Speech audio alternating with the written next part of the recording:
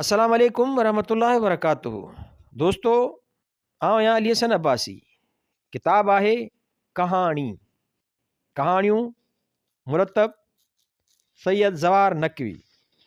छापो पहिरियों मई 2000 ईस्वी। छपाईंदड़ Kawish group of publication B2 civil lines Hyderabad Sindh. किस्त 22 हलीम बिरोही। हलीम बिरोही जो असुल नालो अब्दुल हलीम आहे।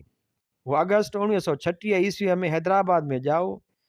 हिन BA ऑनर्स ऐं LLB करण खां पोइ हैदराबाद में वकालत करणु शुरू कई, पर पोइ जल्द ई वकालत छॾे सिंध यूनिवर्सिटीअ में मुलाज़मत वरिताई, जितां ताज़ो रिटायर थियो आहे। हलीम बिरोही 1967 ईस्वीअ खां लिखणु शुरू कयो ऐं हिन वक़्त ताईं मुसलसल लिखंदो रहियो आहे। हिन हेल ताईं मुतअद्दिद कहाणियूं, कालम ऐं हिकु नाविल ओड़ाह लिखियो आहे। उन खां सवाइ हिन जो हिकु ॿियो कमु रोमन सिंधी ठाहिणु पिणु आहे। हू हिन वक़्तु B1 502 सदर हैदराबाद में रहे थो। इन ई कहाणी लॻभॻि 10 वरियनि खां पोइ लिखी आहे। कहाणी बाहि हलीम बिरोही। जे मूंखे मुए के ॾहाका बि गुज़री विया आहिनि त मूं ते को असरु न थियो आहे। अॼु बि मुंहिंजे अंदर में उहा साॻी बाहि साॻीअ तिखाईअ सां भरी रही आहे, जंहिं तिखाईअ सां उहा बाहि घणो ज़मानो अॻु वॾी भभके सां मुंहिंजे अंदर में ओचितो फाटी मुंहिंजे रूह ऐं वजूद खे वकोड़े वरियनि जा वरिया, ॾहाकनि जा ॾहाका ऐं सदियुनि जूं सदियूं साड़ींदी रही आहे। उन वक़्तु मूंखे औलाद न हो। उन वक़्तु उन घड़ीअ मूंखे फ़क़ति जुनून हो, जेको बाहि ऐं टांडनि जे रूप में मुंहिंजे ज़ाहिरी, बातिनी ऐं रूहानी वजूद खे अॼु ताईं मुंहिंजी क़ब्र में बि मूंखे ॾंभ ॾींदो रहियो आहे। दादू ज़िलो घणो पोइ वजूद में आयो। उहो सॼो पट अञा लाड़काणो ज़िलो। मां पुलिस थाणे जे विरांडे में वेही पंहिंजनि मातहत जमादारनि ऐं सिपाहियुनि सां कचहरीअ में रुधल हुयुसि, जॾहिं साम्हूं गेट मां हिकिड़ो शख़्स पहिरें उघाड़ो पाहुन में को ॿारु खणी दाख़िल थियो ऐं सिधो असां ॾांहुं अचणु लॻो। मां माठ थी वियुसि, अलाए जे छो खेसि पाण ॾांहुं ईंदो ॾिसणु लॻुसि। उहो शख़्स ॾाका चढ़ी मुंहिंजे कुर्सीअ अॻियां आयो ऐं उहो ॿारु मुंहिंजनि पेरनि वटि पट ते लेटाए माठ करे बीही रहियो। उहो ॿारु न हो, उहा 8-9 सालनि जी ॿारड़ी हुई, जंहिंजी सलवार पुराणी मेरी फाटल ऐं मुरियुनि ताईं बि न पहुचंदड़ रत में गुॾल हुई। मूं हुन शख़्स ॾांहुं निहारियो। ग़रीब त ग़रीब हूंदा आहिनि, मिसकीन त मिसकीन हूंदा आहिनि, पर हू ग़ुर्बत ऐं मिसकीनियत जो मुजस्मो हो। वाल ॾेढ जी पुराणी फाटल गोॾ जा गोॾनि ताईं बि न पे पहुती ऐं पुराणी फाटल गंजीअ जहिड़ी लुंडी सदरी, उहा हुई काइनात, कुल काइनात उन मुजस्मे जी। ऐं पोइ मूं ॾिठो त हू मूं ॾांहुं निहारे रहियो हो, बिना मूं ॾांहुं ॾिसण जे। हुन जूं खुलियल अखियूं मूं ॾांहुं हुयूं, पर हिन मूंखे न पे ॾिठो। उहा वेल हुई जंहिं वक़्तु उन बाहि भड़को खाधो। उहा वेल हुई जंहिं वक़्तु मुंहिंजे अंदर में कातियूं वही वियूं हुयूं।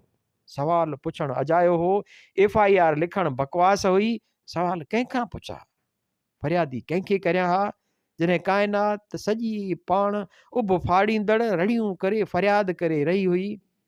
मां पाण शराबी सूबेदार त मशहूरु हुउसि, पर फ़ैसिला बि घड़ियुनि में कंदो हुउसि। जिते काइनात पाण फरियादी हुजे, उते छाजो क़ाइदो, छाजो कानून। उहो ज़मानो घोड़नि जो हो। जीपूं ऐं पिकअपूं अञा ईजाद न थियूं हुयूं। सिज लहण में अञा चङी ख़ासी देरि हुई। 8 मील परते उहो ॻोठ हो जितां उहो शख़्स आयो। घोड़नि ते असां उन नंढड़े ॻोठ पहुतासीं ऐं घोड़नि तां लही बीही रहियासीं। मूं हुन मशकूक शख़्स ॾांहुं नियापो उमाणियो त असांखे साणसि कुझु ॻाल्हाइणो आहे। ॻोठ नंढड़ो, सो सॼो ॻोठ गॾु थी वियो। उहो शख़्स जो निकितो घर मां त मां संदसि कद बुत रोब ताब ऐं अंदाज़ ॾिसी खेसि तोड़णु लॻुसि। जिस्म मज़बूत, कद डिघो, रंग साफ़, बिल्कुलु पठाणनि जहिड़ो, घाटा सिधा वार, विचां सींद निकितल, हथ में तस्बी, बिना वॾनि दाणनि वारी, सवा कपिड़ो पहिरियल, 2 तस्बियूं गले में पातल, अतर जी ख़ुशबू सां टिमटायल। ही हो उहो शख़्स जेको ॿारनि ऐं ॿारड़ियुनि खे पढ़ाईंदो हो। मूं नींगरीअ ॾांहुं इशारो करे खेसि चयो त हीअ अव्हां वटि पढ़ण लाइ ईंदी रही आहे। मूं चयो त मां हद जो सूबेदार आहियां, अव्हां थोरी तवजो ॾियो। हीअ नींगरी अॼु सुबुह दारे अव्हां वटि आई हुई पढ़ण लाइ। बेरुखीअ सां चयाईं त आई हूंदी। कमाल जो शख़्स हो। जीअं लोह ऐं रुक जो ठहियलु हुजे। असांखे बिल्कुलु ख़ातिर में न आणींदे बि संदसि हथ जूं आङुरियूं हिकु साहित लाइ बि संदसि हथ वारी तस्बीअ जे कंहिं हिक बि दाणे ते हिकु लम्हो बि वधीक न तरसियूं। मां फ़क़ति 5 अंग्रेज़ी पास हुअसि, पर अंग्रेज़ी मुंहिंजी ए क्लास हुई। जो मां अंग्रेज़नि ऐं अंग्रेज़ीअ जे रग सुञाणे वियो हुउसि। मां आशिक़ मिज़ाज त मशहूरु हुउसि, पर मुंहिंजा अंग्रेज़ी ऑफिसर मूंखे भाईंदा ऐं मूं ते एतबार कंदा हुआ। जो एफिशिएंसी मुंहिंजी एक्सीलेंस हुई ऐं मां विस्की पीअण ऐं पियाण जा एटिकेट ॼाणंदो हुउसि। अंदरां जा बाहि उथी सा मूंखे वकोड़े वई ऐं मां बूट जा कशा खोले संदसि घर में घिड़ी वियुसि, जिते मूं रत जा निशान ॻोल्हे हथ कया ऐं पोइ मूं ॾिठो त मुंहिंजा मातर जमादार ऐं सिपाही ॻोठ जे माण्हुनि समेत संदसि घर में मुंहिंजे चौधारी गॾु थियल हुआ ऐं उहो शख़्स साॻी शान शौक़त सां परते बि तस्बीह फेरे रहियो हो, छो त ॻोठ साॻी बिरादरीअ जो। सो फिरी आया त तोखे हक़ु कहिड़ो आहे कंहिंजे घर में घिरण जो? जवाब में मूं पूरी कुवत सां लपाट ठका कराए उन शख़्स जे मुंहं ते ऐं खेसि घोड़े ते विहारे थाणे पहुतुसि। मां संदन वॾेरनि जी पहुच ॼाणंदो हुउसि ऐं होश होम त सुबुह ताईं अंग्रेज़ सरकार ताईं तारूं पहुची वेंदियूं ऐं मूं वटि फ़क़ति हिकु राति हुई। सो उन राति मूं जेकी कुझु उन शख़्स सां थाणे जे लाकअप में करायो सो लफ़्ज़नि में त समाइजी नथो सघिजे, पर मुंहिंजे अंदर जी बाहि वधीक भड़कंदी रही ऐं मां उन इहा बाहि जी तपश में सड़ंदो रहियुसि। सुबुह साण वॾेरा गॾु थी विया त उनखे छॾ, न त तुंहिंजी नौकिरी जो ख़ैरु कोन्हे। उन शख़्स खे छॾण माना साबिती ॾियणो हो त मूं उन जो कहिड़ो हशर कयो हो ऐं मूं लाइ सिधो जेल वञणो हो। सो मूं चयो त वञूं जहन्नम में। थाणे ते ॾोह जो रिकॉर्ड न हो ऐं हद जो मैजिस्ट्रेट हिंदू हो। तारूं अॻे ई थी चुकियूं हुयूं ऐं कंहिं बि सूरत जवाबदार खे मैजिस्ट्रेट अॻियां 24 कलाकनि अंदरि पेश करणो हो। सो मूं विस्कीअ जी बोतल विधी ओवर कोट जे खीसे में ऐं घोड़े ते चढ़ी हिंदू मैजिस्ट्रेट जे घर पहुतुसि। अंग्रेज़नि वारे ज़माने में मैजिस्ट्रेट वॾी ॻाल्हि हुई, पर विस्की वारी यारीअ में जा सचाई हुई तंहिंजो को बि मुल्ह न हो। मूं खेसि सरबस्ती ॻाल्हि ॿुधाई ऐं चयोमांसि त उहो जवाबदार शख़्स एतिरा ॾींहं मूं वटि रिमांड में रहे जेसीं ताईं अहिड़ो थिए जहिड़ो अॻे हो। चयाईं त रिमांड त वठंदो रहो, पर फ़रियाद त को दाख़िल कर। साॻी राति फ़रियाद लिखी नींगीअ जे पीउ जो कूड़ो आङूठो हणी ॿिए ॾींहुं रिमांड वठी आयुसि। उन ज़माने में अंग्रेज़ सरकार खे तमामु घणो शौक़ु हूंदो हो ज़मींदारनि ऐं वॾेरनि खे ख़ुशि रखण जो, ऐं उहे वॾेरा नाली चढ़ियल असर रुसूख़ वारा ज़मींदार लिखिया वेंदा हुआ। सदन कयल तारुनि जो असरु उहो थियो जो इंक्वायरीअ लाइ 3 मैजिस्ट्रेटनि जी कमेटी ओचितो अची वारिद थी, जन मां हिकिड़ो बाक़ाइदे अंग्रेज़ हो, ॿियो हिंदू हो ऐं टियों मुस्लमान हो। साफ़ ज़ाहिर हो त उहो मुस्लमान मूं जहिड़ी शराबी कबाबीअ खां ज़ोर हो। सो मां बहितरीन विस्कीअ जी बोतल खीसे में विझी पहुतुसि उन अंग्रेज़ साहब वटि। सिज लही चुको हो ऐं अंग्रेज़ साहब नियापे ते जवाब उमाणियो त सुभाणे कोर्ट में ॻाल्हाइजांइ। मूं वरी नियापो मोकिलियो त तमामु ज़रूरी ॻाल्हि करणी आहे। जवाबु आयो त साहब इंक्वायरी करणु आयो आहे, सूबेदारनि सां मुलाक़ात करणु न आयो आहे। मां पिंट पवण थी बीही रहियुसि ऐं पोइ मूं पुछा कई त करे छा पियो? चयऊं त विस्की पियो पीए अकेलो।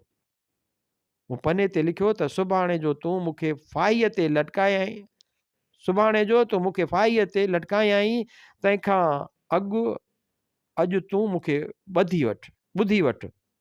उहे साॻे अखर अंग्रेज़ीअ में तमामु सुहिणे नमूने लिखिजी सघजनि था ऐं मुंहिंजी अंग्रेज़ी अहिड़ी ज़रूरु हुई जो अंग्रेज़ बि अचरज में पइजी वेंदा हुआ। कुझु अंग्रेज़ीअ जो असरु हो, कुझु ॾोह बासण जो असरु हो, या अलाए जे छा हो। हुन साहब मूंखे अंदरि घुरायो। मां सल्यूट करे बीही रहियुसि। पाणे चयईं वेह। मां थैंक यू चई वेही रहियुसि। पाणे विस्कीअ जी बोतल ॾांहुं इशारो करे चयाईं पीअंदे? मूं चयो हा, जे अव्हां इजाज़त ॾींदा। हिकदमि चयाईं त पर तूं त मुस्लमान आहीं। मूं चयो त मां त माण्हू आहियां। हिन गिलास घुरायो ऐं होरियां होरियां विस्की पीअंदे मूं बिल्कुलु उघाड़ो थी खेसि समूरी सॼी हक़ीक़त ॿुधाई। मूंखे ॿुधायो त फ़रियाद कूड़ो लिखियलु हो, आङूठो मुंहिंजे फलाणे जमादार जो, हुन शख़्स जो हुलियो मूं बिगाड़े छॾियो आहे। हिंदू मजिस्ट्रेट मुंहिंजो प्याले भाई आहे। मां पाण लोफर ऐं शराबी आहियां, पर उन मासूम नींगरीअ सां उन वहशी जेकी कुझु कयो आहे सो 16 आना सच आहे, ऐं मूंखे को बि शाहिद या मुशीर नथो मिले जो ॻोठु ई हिननि जो पंहिंजो आहे, जंहिंजो ही शख़्स ख़ासि माण्हू आहे।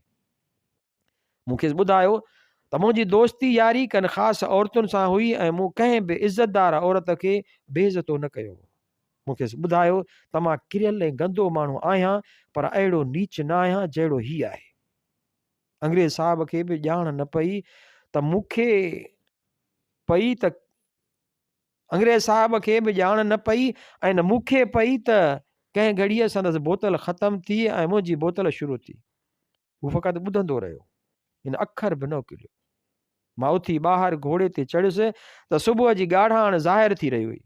9 बजे इंक्वायरी कमेटीअ फ़ैसिलो ॾिनो फ़क़ति हिकिड़े मिंट में त उन शख़्स जो केस सेशन कमिट थी वियो।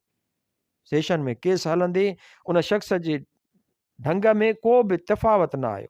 साॻियो साओ जुबो, साॻिया घाटा विचां, सींद निकितल वार, साॻियो अंदाज़, जीअं संदसि को बि वास्तो तालुक न हुजे त संदसि चौधारी वसंदड़ दुनिया में का मख़लूक बि आहे ऐं मुंहिंजे अंदर में ॿरंदड़ बाहि जा उला भभका खाई ॿाहिरि निकिरण बदिरां मूंखे ई साड़ींदा रहिया।